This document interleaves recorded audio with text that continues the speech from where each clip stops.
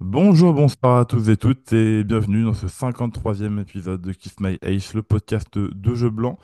Avant que l'on commence, je vous rappelle que Jeux Blanc est un média tennis. Vous pouvez nous retrouver sur nos réseaux, Twitter, Instagram, sur notre site, Internet également, et un peu partout et du coup en podcast sur Spotify et Apple Podcast et YouTube, bien sûr. Aujourd'hui, podcast assez spécial, car on ne va pas parler d'actu comme on le fait d'habitude, mais on va se prêter à un jeu assez connu sur les réseaux, celui des hot takes, de nos opinions, soit impopulaires ou ou des pronos ou des choses qu'on pense qui est un peu à contre-courant. Et du coup, là, on prend vraiment un thème très très large. On peut aller dans le passé, dans le futur. On peut parler de trucs assez généraux aussi. Voilà, pour quand même pouvoir sortir des épisodes et pour ne pas vous laisser sans rien pendant cette période un peu creuse du calendrier où il n'y a pas de gros tournois majeurs, bien qu'il y ait encore des petits tournois à droite à gauche, mais avant que le Master 1000 de Toronto ne reprennent. Voilà, on vous laisse quand même avec du contenu. Bien sûr, je ne serai pas seul à distiller mes petites frasques. Je serai accompagné de PH pour commencer. Comment ça va, PH? Salut Auguste, bonsoir à tous et bonsoir Fernando qui est aussi avec nous. Je suis très content avec vous, c'est un exercice que j'adore, donc j'ai vraiment hâte qu'on se rende dans la tronche. On verra ça. Et comme tu l'as déjà un peu introduit, nous sommes avec Fernando ce soir. Comment ça, Fernando? Salut, ça va très bien, ça va très bien. Ravi de découvrir un petit peu là. Je pense que je suis un peu moins initié au format que PH, donc j'espère être un bon élève. Mais oui, tout va bien se passer. Bon, les gars, on va pas faire plus de temps que ça, parce qu'on on a trois chacun, donc ça risque, enfin, ça peut durer un petit moment, donc ne perdons pas plus de temps que ça. PH, je te laisse ouvrir le bal, vas-y, dis-nous ta première hot takes. Alors je précise d'emblée que je serai plutôt une personne futuriste sur cet épisode, mais je vais commencer par dire que Carlos Alcaraz, selon moi, sera le GOAT à la fin de sa carrière. Vas-y, précise un peu ce que tu entends par là en termes d'accomplissement ou de faits ou de grands faits de jeu. Alors déjà pour commencer, vu que la référence reste Novak au niveau des chiffres, je pense qu'il va falloir le surpasser Ah bah sur oui, des stats obligatoire. assez précises, notamment le nombre de grands chelems. Je pense qu'il va falloir passer les 24, voire plus s'il regagne, mais je pense pas. Donc déjà, cette stat-là, elle va être immense à aller chercher. Mais Mm. je pense que s'il la passe, il y aura eu plusieurs dizaines de Masters 1000, il y aura eu potentiellement une médaille d'or olympique. Pour les semaines de numéro un, ça sera peut-être un peu plus difficile, mais j'ai envie de dire, si le nombre de grands chelems est dépassé, ça reste quand même la barre la plus importante à ce niveau-là. Et donc, je pense que, ouais, même si on sait qu'il est irrégulier, qu'on se demande est-ce qu'à 30 ans il jouera encore, est-ce qu'il sera pas dégoûté, est-ce que machin, je pense qu'il est taillé dans le jeu et potentiellement dans la mentalité pour aller chercher les records qui semblent intouchables aujourd'hui, qui ont été postés par le Big Free. Et je vais même aller plus loin, je vais rebondir sur une citation récente de Moratoglou. Je pense sincèrement que Carlos, bah alors c'est du coup c'est deux hot takes en une. Je pense qu'en plus d'être le GOAT, il aurait pu prendre n'importe quel joueur sur n'importe quelle surface dans l'histoire du tennis et le battre. Ok. Même, Ça veut pas dire que c'est sur un match, ça veut dire que sur plusieurs échantillons potentiellement, il aurait pu prendre n'importe qui sur n'importe quelle surface. Prime ou pas prime. c'est-à-dire un Nadal Prime Roland, tu penses que ça le prend? Ouais, un Ok. Federer prime à Wim, et il y a Ah d'autres ouais. exemples, mais je pense ouais, sincèrement que ça aurait été possible. Ouais. Purée, moi sur la deuxième partie de ta take, j'ai un peu plus de mal. Mais bon, c'est des Bah, c'est trucs. le principe de l'uptake, Ouais, du coup. c'est Si on n'est ça. pas d'accord, c'est qu'elle est Bien bien. sûr.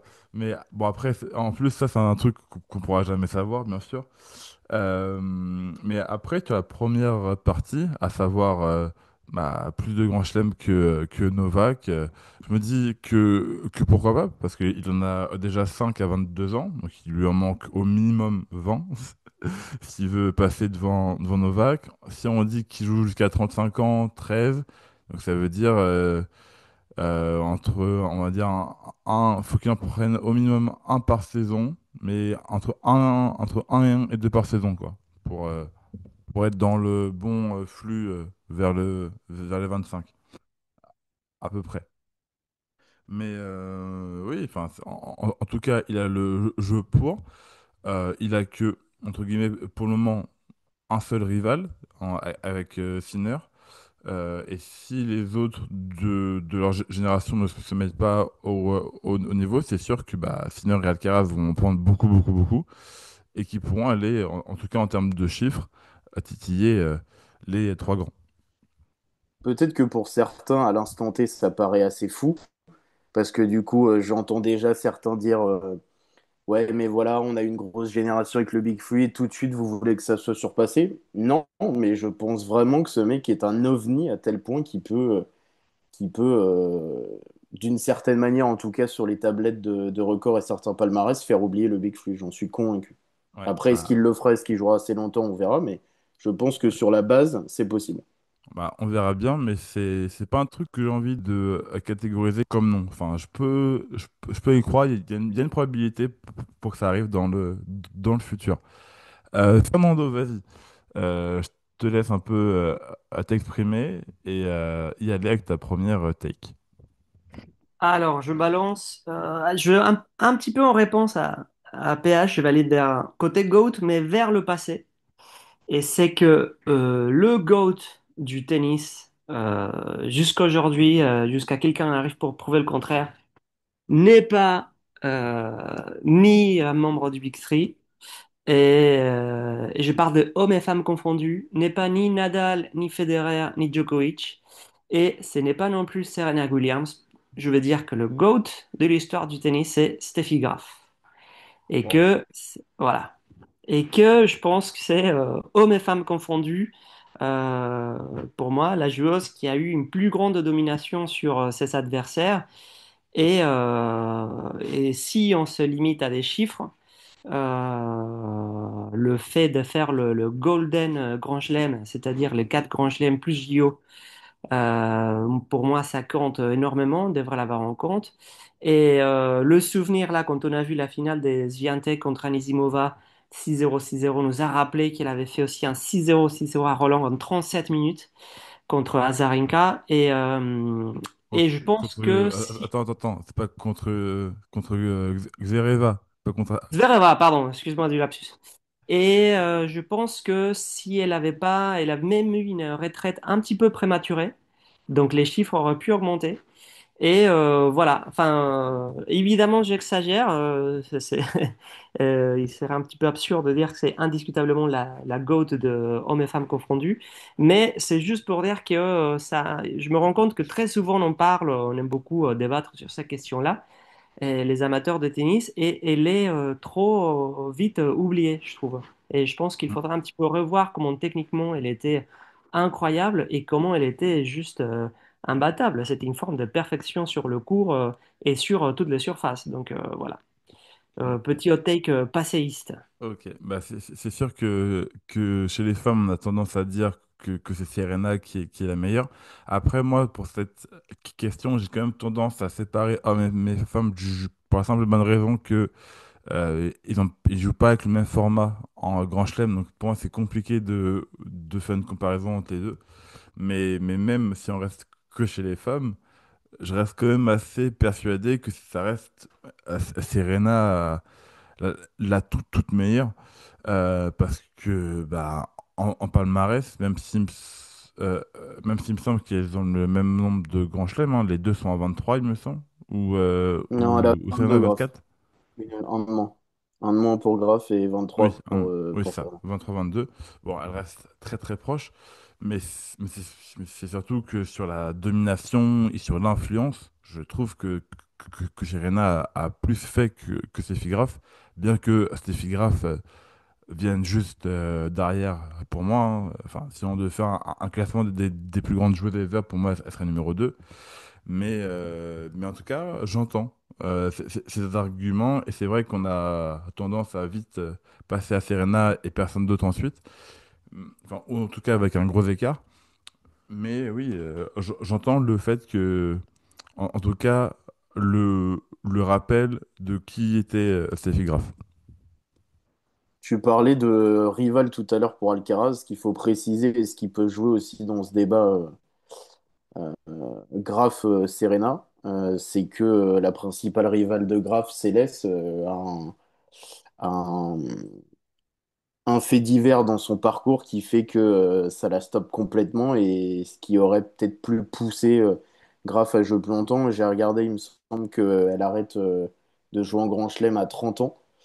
Donc peut-être qu'avec cette rivale plus jeune qui aurait poussé plus longtemps, elle aurait pu avoir plus de Grand Chelem. Et au niveau des titres, je pense pas que. Je vais aller dans le sens de Fernando. Je pense que les accomplissements de Steffi sont plus importants que ceux de Serena. Je sais pas, elle a un grand chelem de plus. Alors, j'ai pas tous les palmarès en tête concernant les 1000, même si ça ne s'appelait pas comme ça à cette époque-là. Alors, certes, c'est fait grave, comme tu l'as dit, Fernando a le Golden Slam, mais malgré ça, et que ça en fait très important, je sais pas, je trouve qu'en globalité, si tu prends vraiment tous les titres, je trouve que Serena est au-dessus, et puis en influence de jeu et en domination, je trouve que Serena a beaucoup plus fait, enfin, que son influence a été plus grande, et enfin, je trouve elle a obligé tout le circuit à jouer d'une certaine façon, et qu'on retrouve encore actuellement.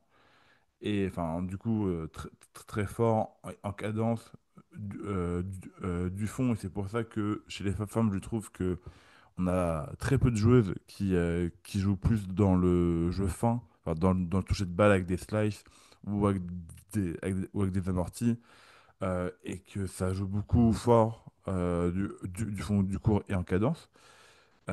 Et je sais pas, enfin, alors, c'est peut-être parce que j'ai vécu Serena et pas grave, mais je sais pas. De mon côté, je mettrais quand même Serena au-dessus que Steffi. En fait, quand tu regardes le palmarès en lui-même, les grands chelems, c'est plus ou moins pareil. Il y a le même nombre de Masters, il y a la médaille d'or olympique. Mais du coup, Steffi, en plus, elle va avoir plus de grands chelems sur gazon et sur terre battue à une époque où c'est beaucoup plus dur que l'époque de Serena, même si elle a démarré tôt. Et il y a le grand chelem calendaire que Serena n'a jamais fait alors qu'elle aurait pu le faire plusieurs fois, et le grand chelem calendaire doré. Donc, si tu pars de ce principe-là, Graf, elle est d'un souffle en termes de palmarès devant, et après, dans le jeu, ça se discute aussi. Il y a pas de mauvaise réponse, mais c'est pas déconnant que Graf soit devant, et c'est peut-être même la vérité d'une certaine façon. Ok, ok. J'entends vos Je arguments aussi. précise que Fernando ne m'a pas engagé en tant qu'avocat, je suis Pas juste du tout. d'accord avec lui, Pas parce du que tout, pas du tout. ouais, j'ai l'impression que c'est limite moi take que je défends, mais franchement, ça me semble hyper bien, c'est hyper cohérent et ça se discute assez fort. Ok, très bien. Bon, on va passer à la première mienne. Je vais revenir 4 ans en arrière. Enfin, ça fera bientôt 4 ans que cet événement se sera passé. Ma première hot take, c'est que si il n'y avait pas eu la pression du Grand Chelem calendaire, Daniil Medvedev n'aurait pas de Grand Chelem à l'heure où on se parle. Tout simplement que, pour ceux qui se rappellent, finale US Open 2021, Medvedev contre Djoko. À ce moment-là, Djoko a gagné les 3 premiers Grands Chelems de la saison, a égalisé les 2 autres fous à 20 partout en termes de Grand Chelem. Et donc, à ce moment-là, Djoko joue de 1 pour un 21e Grand Chelem, mais passé numéro 1 incontesté. Et aussi, du coup, pour le Grand Chelem calendaire. Au final, Medvedev s'imposant en 3-7, 6-4, 6-4, 6-4, il me semble, de tête. Et dans un match où et on l'a vu à la fin, où Djoko n'a pas pu tenir cette pression-là, lui compenser, hermétique à la pression. Et à la fin, enfin, on l'a même vu un peu en larmes dans sa serviette. Et une des rares fois, surtout à ce moment-là, où le public l'acclamait, et ce qui a permis à Medvedev de prendre son premier grand chelem, et pour le moment son seul grand chelem. Mais moi, je reste fermement convaincu que c'est même pas une pression pour le 21e, mais juste de faire le grand chelem calendaire et de vraiment être le GOAT des GOAT.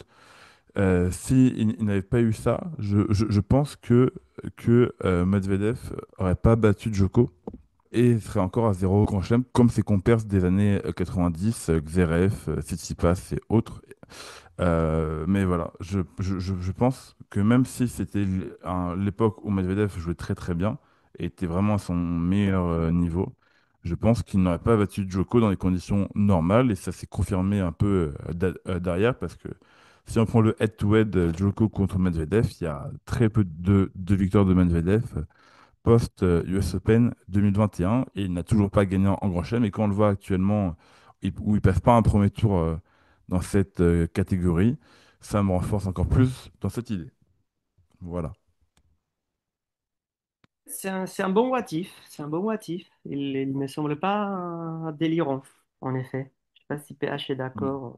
Mais moi, je vais être un peu dans le contraire, c'est que pour moi, c'est limite pas une hot take. Je pense qu'on est tous d'accord sur le fait que sans la pression du Grand Chelem calendaire, il ne gagne jamais ce match. Mm. Donc pour moi, c'est même pas un pari, c'est la vérité, quoi. Ouais, mais je sais pas, parce que c'est pas la première fois que je défends cette idée-là et on m'a souvent dit il l'aurait quand même battu dans des conditions normales ou que même Medvedev aurait pu en prendre un avant avec ses multiples finales. Parce que, bah, on le rappelle, mais Medvedev a eu vraiment, enfin, autrement que cette finale-là, mais il a mené deux fois 2-7-0 en Australie contre Nadal et contre Sinner. Donc, enfin, il a eu d'autres occasions de prendre d'autres grands chelems, mais il ne l'a pas fait. Mais je sais pas, j'en ai parlé que ce soit avec des amis ou juste avec des fans, que ce soit sur les réseaux ou juste comme ça ou dans des clubs. Je sais pas, on m'a souvent dit que Medvedev en aurait quand même pris un. Mais moi, je reste fermement convaincu que sans le contexte, Medvedev aurait perdu cette finale et il serait à zéro comme l'ancienne next gen. Aussi, Je oui. suis d'accord avec ça. Ouais, ouais. Après, il est tellement étrange comme joueur, Medvedev. Pour moi, c'est un des joueurs de sa génération le plus imprévisible ou difficile à lire. Je pense qu'à la fin de sa carrière, on va se dire, bah, c'était quoi ce mec? On a souvent dit comment, quand il commençait à émerger en junior, jamais, enfin, si quelqu'un pointait un bon joueur, on s'est dit, lui, il fera jamais rien, c'était Medvedev. Il a un jeu étrange, sans revers, il est devenu un joueur très fort en revers, mais il aurait pu ne pas le devenir, tellement c'est un coup singulier. Et s'il n'avait pas eu cette arme de son service, qui était vraiment exceptionnelle à une époque, effectivement, quand tu le vois, tu te dis, Medvedev, c'est un joueur qui aurait pu peut-être gagner enfin, avoir plus de grands chelems à une autre époque. Et en même temps, il aurait pu au contraire aussi rester un Bublik, quoi. Enfin, un joueur top 30 qui de temps en temps joue un match où il a l'air génial. Pour moi, c'est un drôle de mec. J'arrive pas à lire. C'est peut-être pour ça on est plusieurs à être un petit peu fascinés par lui parfois dans Jeu Blanc. Je suis d'accord et en même temps, ça me semble tellement bizarre à lire la carrière de Medvedev que je comprends qu'on puisse te répondre, Auguste, sur ça. Ouais. Bon, bah, on a fini notre premier tour, on engage le second. Vas-y, PH. Deuxième hot take. Alors pour moi, il y aura autant de grands chelems en carrière validés dans les 10 ans que sur les 25 premières années du siècle. Je m'explique. Depuis 2000, les gens qui ont validé le grand chelem en carrière, qui est une stat qui me tient plutôt à cœur, on a donc Serena et Roger dans les années 2000 et Rafa, Sharapova et Novak dans les années 2010. Et je pense que d'ici 2035, en gros, il va y avoir 5 nouveaux membres dans le club, à savoir Yannick Sinner, Carlos Alcaraz, Coco Gauff, Arina Zabalenka et Iga Swiatek. J'ai pas mis volontairement Mira Andreeva parce que j'attends de voir, mais ça sera un accomplissement assez dingue et jamais vu dans l'histoire qu'en 10 ans, il y ait 5 membres des deux circuits combinés qui feraient le Grand Chelem en carrière. Waouh, ok. Quand, quand tu as commencé à expliquer, j'ai pas tout de suite compris, mais là c'est beaucoup plus clair. Et en soi, oui, c'est possible. Et moi, je pense qu'on pourrait avoir de bonnes surprises et peut-être en avoir plus, hein, encore, hein. Là, tu as soulevé Je voulais Mira. rester, je voulais rester à peu près cohérent et pas partir dans la folie, mais oui, il peut y en avoir un peu plus, c'est clair. Parce que là, tu as soulevé Mira. Je pense que dans les 10 prochaines années, elle peut prendre les quatre. Parce que elle a que 18 ans, elle fait jouer partout. Elle fait jouer partout et elle a déjà tous les coups du tennis. Elle a déjà enfin, elle a déjà deux, non, elle a une ou deux demi en Grand Chelem. Elle en a une sur deux, j'ai un doute. Mais enfin, elle est très loin en Grand Chelem et elle est déjà très régulière en majeur. Mais et après, chez les hommes, parce que 10 ans, c'est long. Et je sais pas, on pourrait penser à un Fonseca, par exemple, qui pourrait grandir. Alors, je dis pas qu'il va prendre un grand chelem l'année prochaine, mais en 10 ans, il a largement le temps de se consolider et de rentrer dans la course avec Alcaraz et Sinner. Donc, ouais, je te rejoins là-dessus. Je pense que les 5 noms que tu as cités vont le faire. Et on pourrait déjà en confirmer dès l'année prochaine. Parce que Alcaraz et Swiatek, il leur manque uniquement l'Open d'Australie et à Sinner, il lui manque Roland Garros. Donc ça pourrait arriver très vite. Mais moi, comment dire, je relance un peu comme au poker et je pense qu'on peut en avoir au moins deux de plus. L'événement qui a conforté un peu cette impression que j'avais depuis quelques mois, c'est la victoire de Swiatek à Wim, parce que c'était vraiment là, pour Sinner et Alcaraz, ça me paraissait évident. Zabalenka domine tellement et elle est allée sur toutes les surfaces, donc pour moi, c'était joué.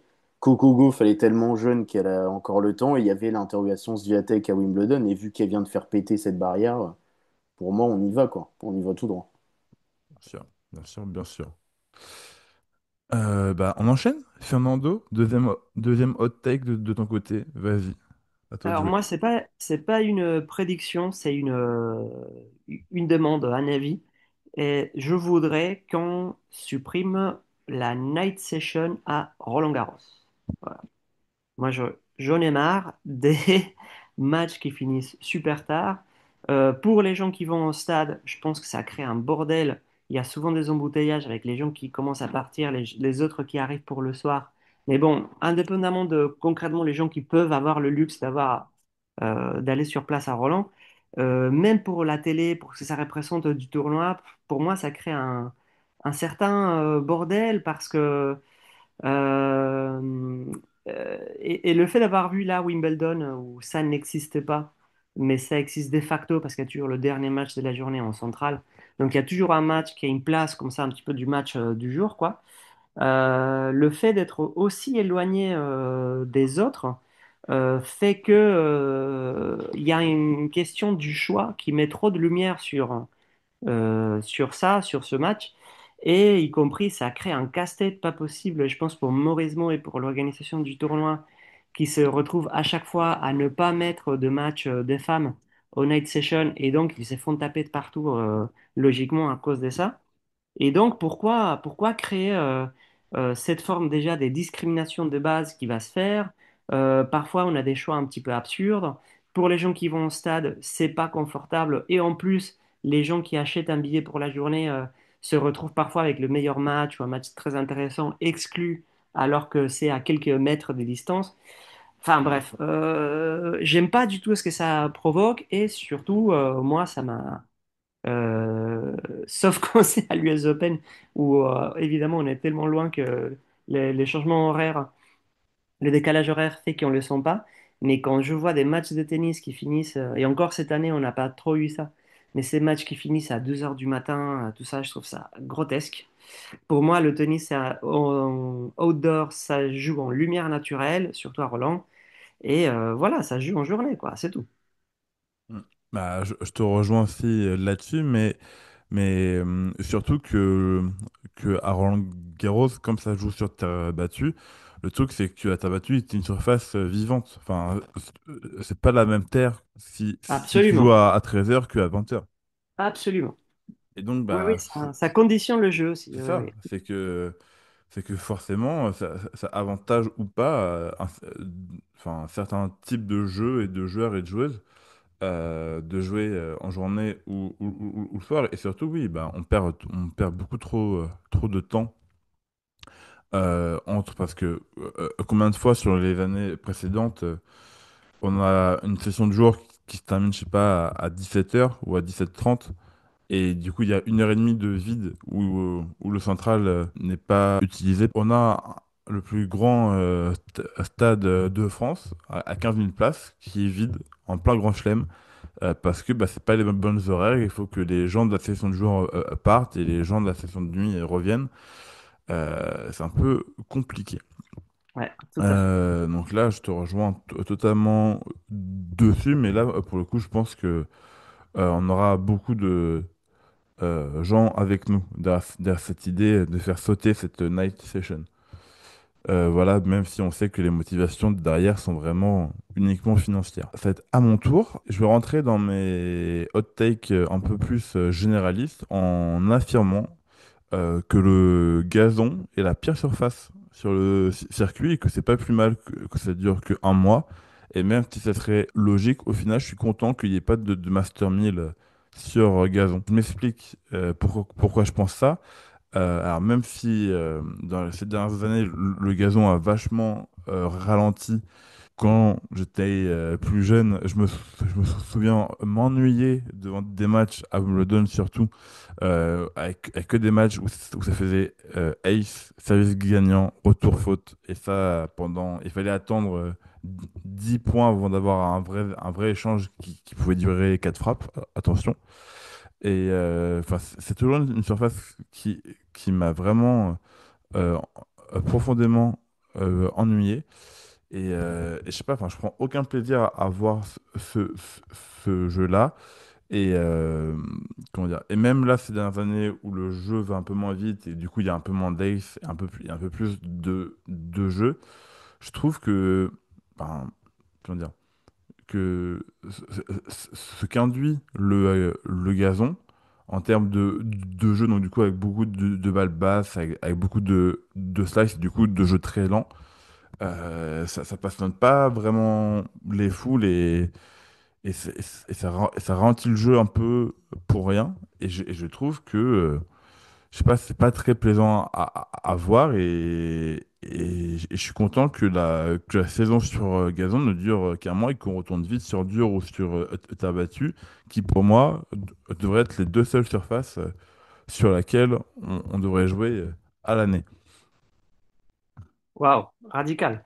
Bah, c'est vrai que si on compare les deux finales, là, les deux Alcaraz-Sinner sur terre battue et sur gazon, on aurait une tendance à te donner raison. Après, je sais pas, parce que pour moi, l'important, c'est qu'il y ait une variété de surfaces, quoi. S'il y avait que dur et terre battue, je trouverais ça limité. Je pense que les gazons apportent quand même quelque chose. S'il y avait des grands joueurs, comme à l'époque service volé, ça permettrait à d'autres types de joueurs d'avoir plus de chances dans un grand chelem. Et puis moi personnellement, j'aime bien, puisque tu parlais de ça de Roland Garros, j'aime bien les surfaces vivantes, les surfaces imprévisibles où tu vois que ça évolue d'un joueur à l'autre. Bon, j'aime bien le côté imprévisible du gazon, même si je comprends, je pense que on est peut-être à une étape charnière. Il y a une façon de jouer sur gazon qui est en train de changer à cause de l'évolution de la surface. Et peut-être ça redeviendra une surface de plaisir. Et puis j'ai tellement de souvenirs de matchs fous sur gazon, ne serait-ce qu'entre Nadal et Federer que. Mais je comprends ce que tu dis, je Mm. comprends. Alors je reviens sur sur les surfaces vivantes, enfin, quand tu prends la terre battue, ah, même si entre le jour et la nuit, c'est pas la même surface, tu en as toujours partout pareil. Enfin, tu as toujours de la terre battue sur tout le terrain. Alors que le gazon, et ça se voit encore là à Wimbledon, au bout du deuxième jour, le- tout le gazon qui est sur la ligne de fond, il est mort. Et tu joues sur du sable ou sur de la terre, enfin, sur sur ce qu'il y a en dessous le gazon. Mais du coup, plus le tournoi avance, plus c'est un champ de mine où il y a des endroits où il y a du gazon, d'autres non. Et par exemple, on l'a très bien vu au Queens cette saison parce que bah, pour la première fois depuis longtemps, il y a les femmes qui ont joué avant le tournoi homme. Du coup, les femmes ont eu un gazon potable, mais quand les hommes ont arrivé et du coup ont joué leur premier tour, ça n'avait pas eu le temps de repousser, de réavoir de beaux terrains. Donc les hommes ont joué sur des terrains vraiment champ de mine, quoi. Enfin, sur des terrains pas dingues du tout. Et moi, ça, c'est quelque chose qui me frustre beaucoup et qui m'énerve un peu. Et donc voilà, c'est pour ça que j'aime pas tant que ça le gazon, en tout cas. Mais heureusement, ça dure pas très longtemps. PH, vas-y, on y est. Dernière hot take, dernier tour, vas-y, lâche-toi. Alors, je prends pour la dernière fois la DeLorean pour aller dans le futur et après, promis, je reviens dans le présent. Et je vais rendre hommage à la nation. Et je pense que le prochain vainqueur français masculin, je précise, en Grand Chelem s'appelle Arthur Fils. Et qui plus est, il gagnera un Grand Chelem avant ses 25 ans. Donc avant ses 25 ans, donc c'est en 2004, si je ne m'abuse. Donc là, il a 21, c'est-à-dire avant 2029. Ouais, avant le 12 juin 2029. Moi, je pense que ça sera Roland. Mais alors peut-être que je prends trop large et que vous considérez que c'est pas assez hot parce que je laisse 4 5 ans de, de battement, sachant qu'on est sur un circuit dominé par deux personnes, donc c'est pas non plus comme s'il y avait 6-7 vainqueurs potentiels à chaque fois. Mais je pense que c'est lui, notre principal espoir et le futur à ce niveau-là. Et je pense qu'il n'a pas encore assez prouvé pour que ça reste une hot take. S'il était déjà plus avancé, ça serait presque une porte ouverte, mais là, on a encore le doute. Donc je pense que ça se défend bien en tant que hot take et avis potentiellement impopulaire. Ouais, bah, c'est sûr que si je devais miser sur un Français pour aller gagner un grand chelem, je dirais sur Fils également, évidemment. Mais avant 2029, moi, c'est plus sur la période. Parce que bah, là, il y a Alcaraz et Sinner qui dominent à fond. On voit que Fils commence à faire des parcours corrects en Master 1000. Mais en Grand Chelem, il a encore tout à prouver, hein. Il a fait qu'une seule deuxième semaine à Wimbledon l'année dernière. Mais il perd souvent en première semaine. Et je trouve qu'il n'est pas assez encore régulier au terme du même match pour espérer aller en prendre un.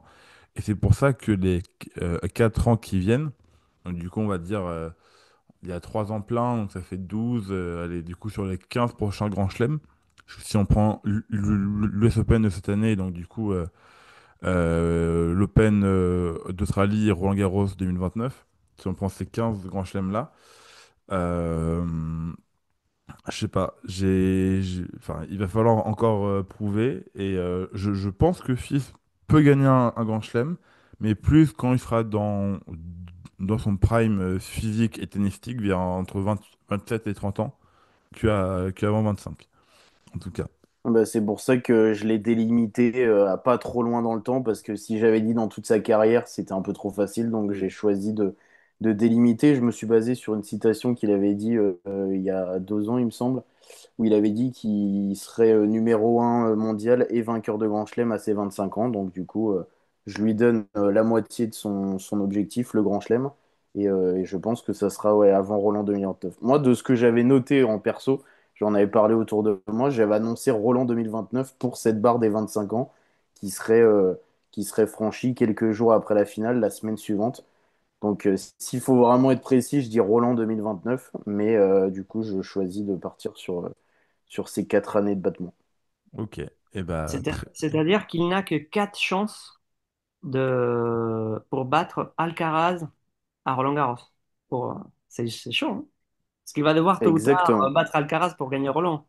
C'est-à-dire que d'ici 4 éditions Potentiellement, après, Roland, ça dépend comment ça se passe au niveau des têtes de série, etc. Mais oui, dans l'idée, oui, il faudrait passer le quart.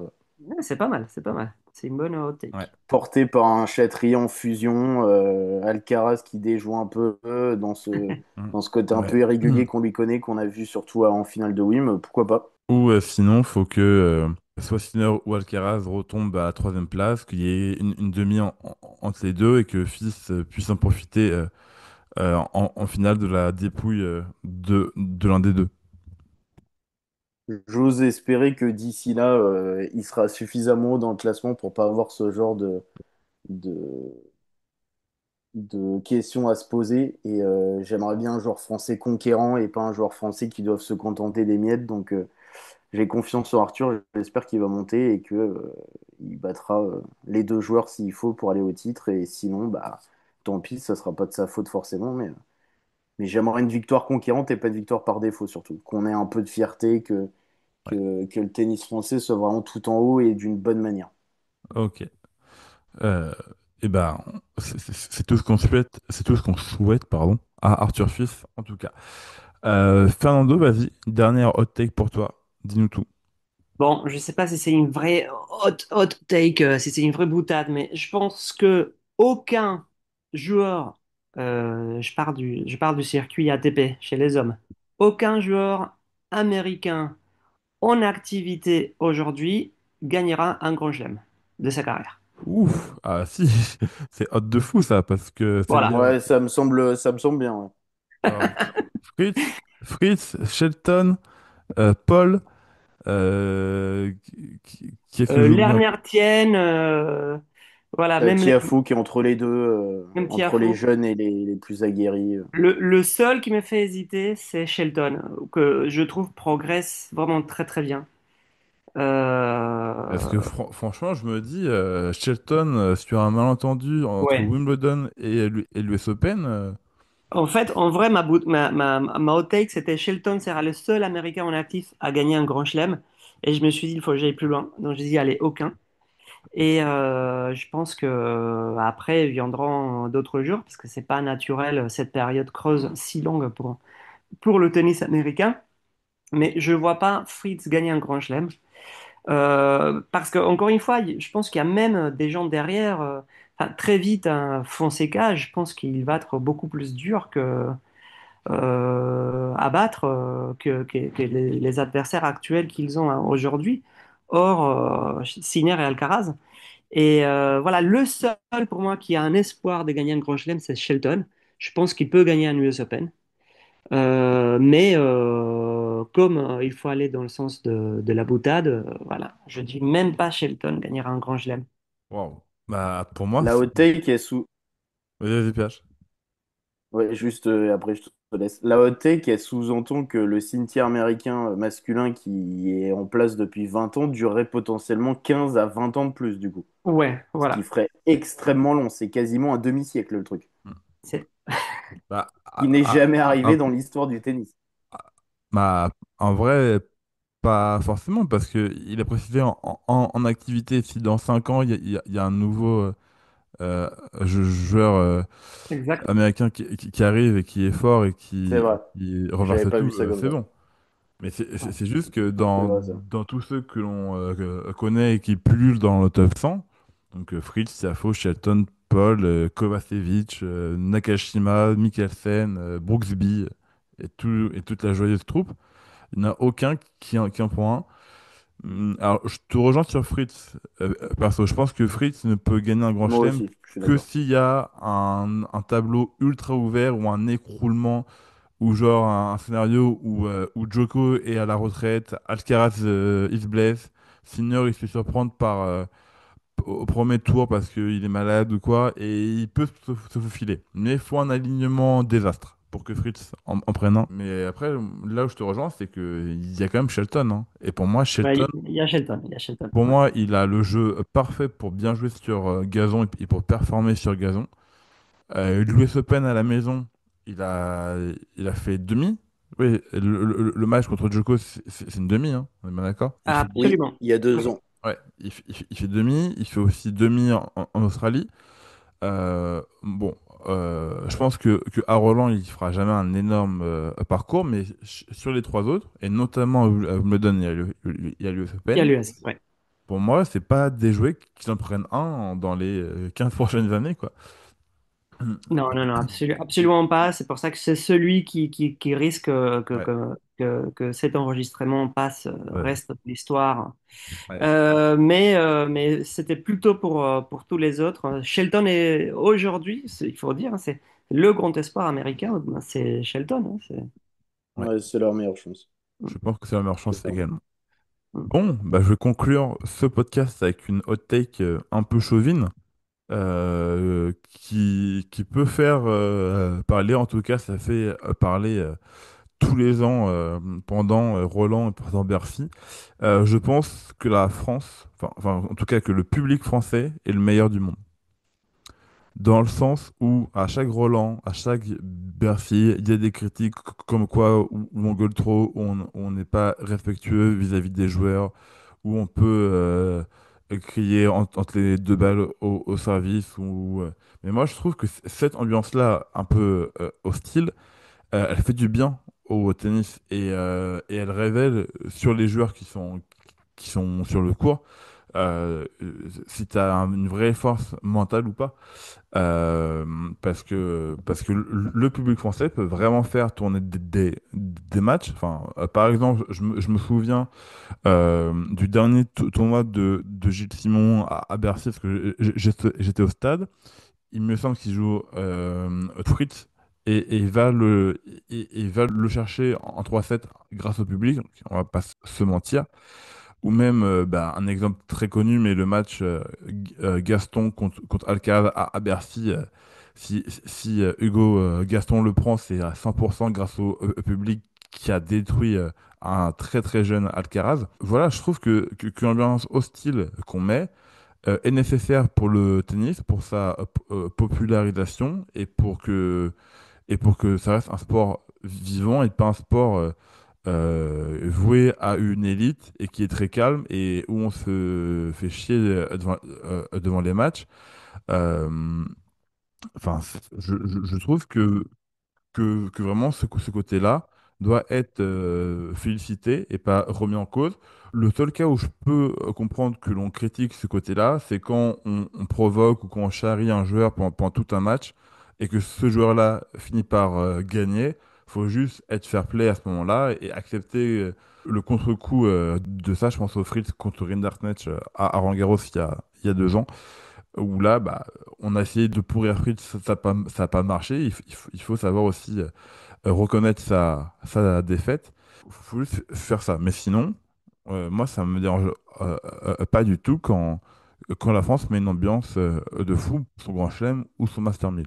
Il y a une limite intéressante dans ta hot take à trouver, c'est le côté chauvin, on pousse à fond nos joueurs, et en même temps savoir respecter et montrer de la classe envers des joueurs qui sont potentiellement, pour certains, haut classés. Et du coup, c'est cet équilibre qui est pas toujours facile à trouver. Tu cites des exemples pour Fritz, par exemple. Peut-être que c'est ça le petit plus qui peut manquer à certains moments pour que le public français fasse l'unanimité, c'est pousser à fond ses gars et savoir s'arrêter à la limite quand il faut pour respecter les cadors du circuit qui peuvent, et d'ailleurs même les joueurs un peu en dessous, mais surtout les cadors qui sont en face de ces joueurs français. Ah, et il y a aussi le côté, parce que dans ce que tu dis, Auguste, c'est le public français, c'est les meilleurs publics, mais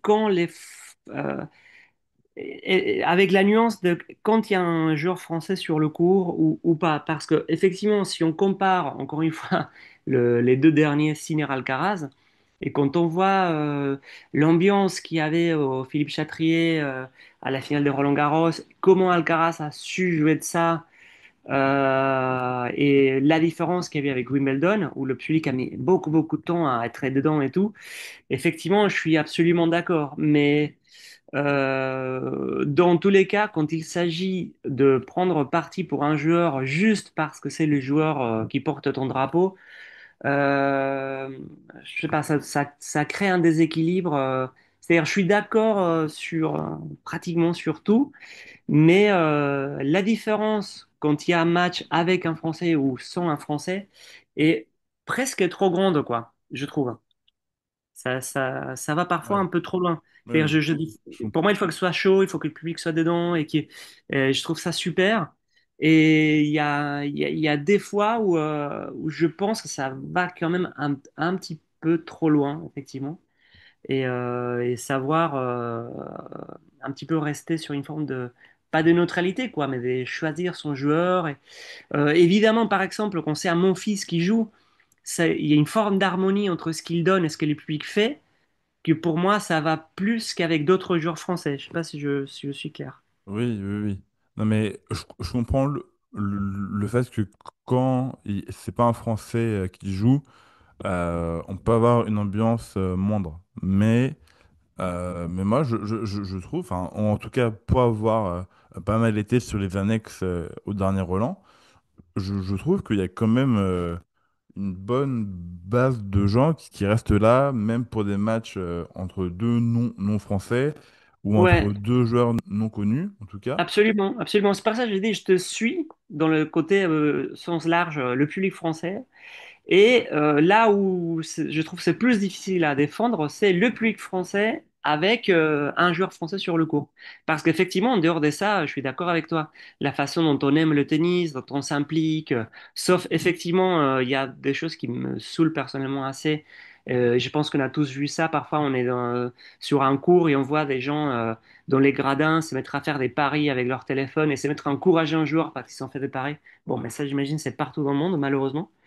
En dehors de ça, je trouve que c'est un vrai public passionné de tennis et qui aime s'exprimer et ça, je trouve ça super. Et après, donc, je pense qu'effectivement, ta hot take implique de dire, y compris quand on est à mort pour le français Bien sur sûr, le bien court, sûr. quoi. Voilà. Parce que je trouve que les critiques que le public français reçoit peuvent être faites aux Américains à l'US Open ou aux Australiens à Melbourne. Alors, Absolument. aux Anglais, non, Absolument. parce que bah, apparemment, ils n'ont pas envie de s'exprimer pendant dans leur grand chelem. Mais pour les Américains ou les Australiens, je trouve que c'est totalement duplicable, mais je reste fermement convaincu qu'on a le meilleur public du monde. Et d'ailleurs, c'est une take qui peut s'extrapoler du tennis. Je trouve que de manière générale, pour les événements culturels et sportifs, la France est un excellent public. Bon, moi, je suis d'accord avec ça, mais pas pour le tennis du coup, mais pour le côté plus global, ça me semble logique. On l'a vu au dernier JO, on a fait des trucs qui se voyaient jamais avant. Donc je suis assez d'accord sur le côté général, moins sur le tennis. Ok, très bien. Bon, on va conclure ce podcast un peu spécial, en tout cas hors actualité. Bah, merci les gars pour vos hot takes. Et sinon, vous qui nous écoutez, dites-nous en commentaire vos hot takes sur le tennis, que ce soit passé, présent, futur ou plus généraliste, et comme on a pu le faire dans ce podcast. Dites-nous tout ça, que ce soit sur YouTube ou sur nos réseaux, Insta, Twitter. N'hésitez pas à vous abonner et à liker ce podcast. Et puis on se retrouve très vite pour le début de la tournée américaine à Toronto. Enfin, à Toronto pour les hommes et à Montréal pour les femmes, en tout cas pour le Master 1000, WTA 1000 du Canada. Et puis après, ça va s'enchaîner tranquillement vers Cincinnati et vers l'US Open à la fin août, début septembre. Comme d'habitude, prenez soin de vous. Bonne soirée, bonne journée à vous tous.